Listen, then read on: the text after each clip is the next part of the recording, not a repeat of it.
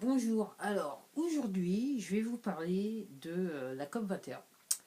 Alors, je dirais qu'en temps normal, j'aurais rien à dire sur le sujet, si ce n'est que, comme vous le savez, j'ai fait pas mal de lectures sur la nutrition entre autres, et aussi un petit peu sur les systèmes économiques, un petit peu la finance.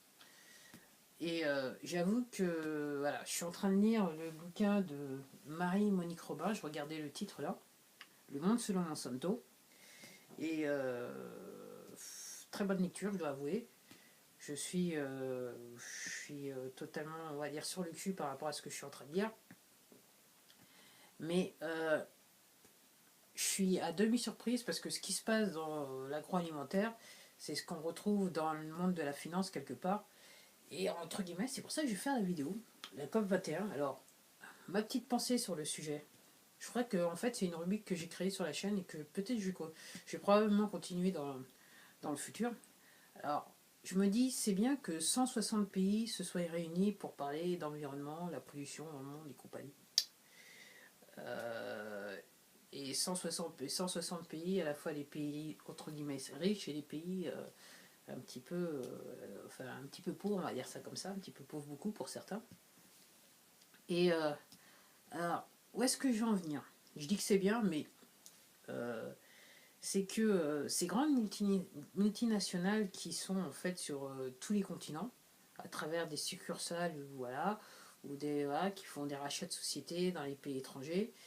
Et en fait, dans le bouquin de Marie Monique Robin, sur le point agroalimentaire, on le voit très très bien, c'est que effectivement la compagnie dont elle mentionne le nom, Monsanto, est en fait sur tous les continents, même dans les pays d'Afrique, avec les conséquences, je dirais, écologiques que ça peut avoir sur la planète, on va dire ça comme ça.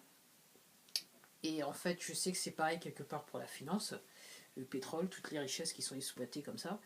Et mon point de vue, c'est, ok, vous avez des chefs de l'État qui se réunissent, on parle de quelque part politique environnementale, mais on parle entre guillemets politique tout court.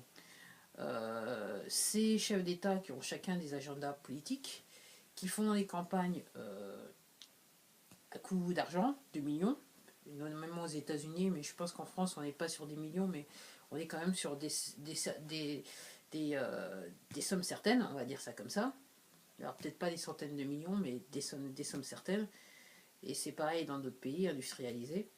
Avec derrière, alors, des campagnes électorales qui coûtent et extrêmement cher, des soutiens, je dirais, économiques faits par des entités privées ou des entreprises, et surtout nommément des entreprises et des grands groupes divers et variés. On sait très bien que la politique de nos jours, et ça l'a toujours été, mais je dirais que voilà, c'est toujours là, on va dire ça. On fait pas de politique sans faire de lobbying. Le constat, c'est qui fait du lobbying, ce sont les grands groupes en général, qui ont des intérêts dans les pays où ils essayent de faire du lobbying. Voilà. Qui finance les campagnes des présidents et des sénateurs et des députés? Et ben, on retrouve toujours entre guillemets les mêmes, ces grands groupes industriels qui peuvent se permettre de dépenser des millions et d'arroser entre guillemets toute la terre. Alors c'est une manière de dire, mais bon, dans les faits c'est un petit peu ça. Et, euh, et tout ça pour dire, oui, la COP 21. Donc voilà, on a des chefs de l'État qui essayent soi-disant de faire des bonnes choses pour la planète, qui ont même été, qui ont eu leur mandat, ok. Alors voilà, je dis pas que tout le monde est corrompu, mais voilà, c'est l'état de fait, c'est comme ça que ça marche la politique, ok. Il faut lever des financements pour faire des campagnes. Qui finance ces campagnes?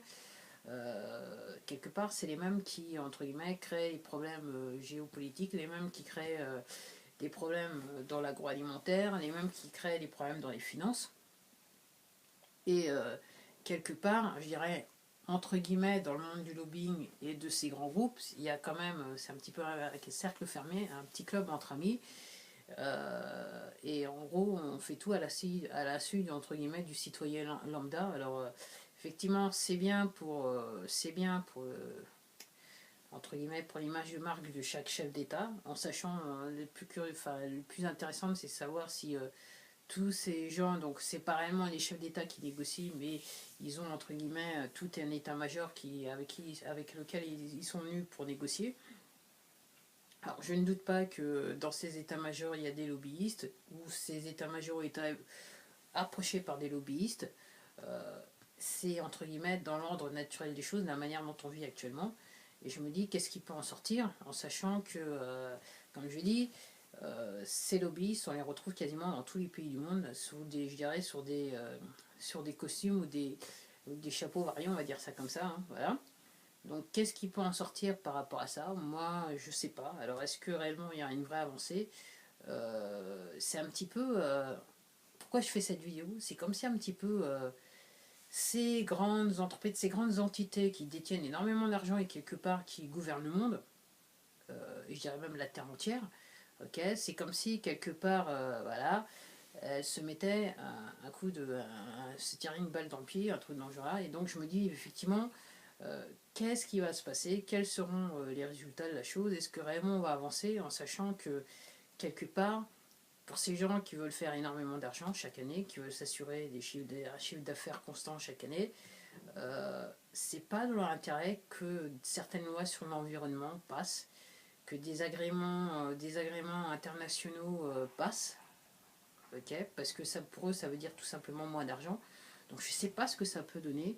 Et effectivement, j'ai tendance à penser, alors est-ce que je suis devenu écolo? Je sais pas, peut-être, je sais pas, je me voyais pas, je me suis jamais vu comme écolo, même à ce jour, je me vois pas comme écolo.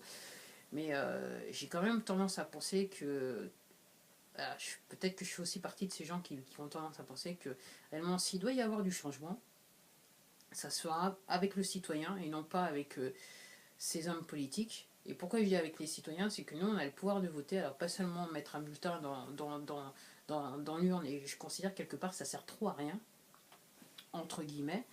Je pense qu'on peut tout simplement voter là où ça fait, avec ceux avec lesquels ça fait le plus mal, c'est-à-dire l'argent. C'est de se poser la question comment on veut dépenser notre argent quand on dépense de l'argent.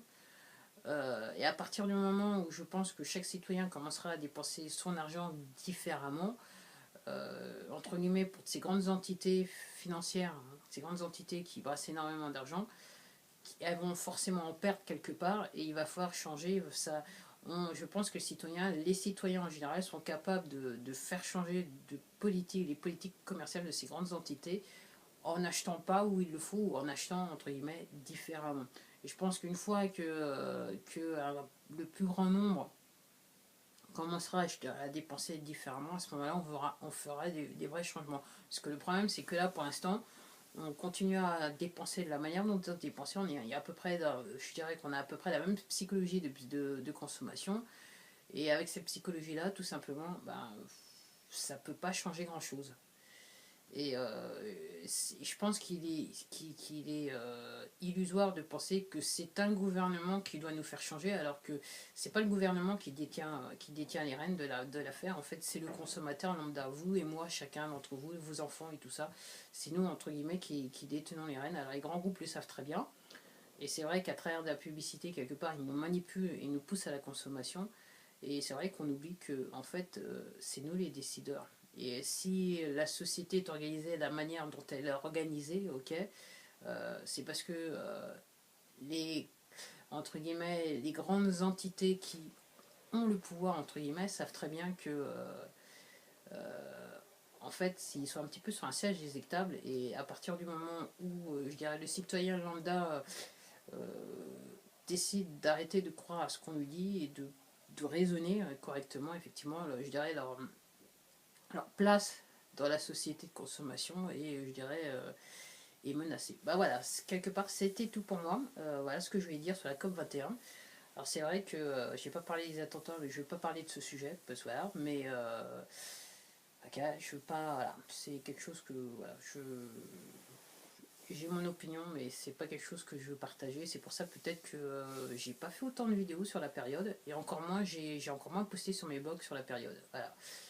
Mais la COP 21, regarde ce que je suis en train de lire, Le Monde selon Monsanto, j'avais quelque chose à dire. Bah voilà, c'était tout pour moi, je vous dis à la prochaine vidéo. Si vous avez aimé, n'oubliez pas de vous abonner. Et si vous avez aimé ou pas aimé, vous avez le droit de le dire. Et surtout, si vous avez votre opinion sur le sujet de l'environnement, commentez. Voilà, peut-être que engagerons-nous une discussion sur le sujet. J'espère que je l'ai dit correctement, mais bon, je m'en fous. Allez, je vous dis à la prochaine, au revoir.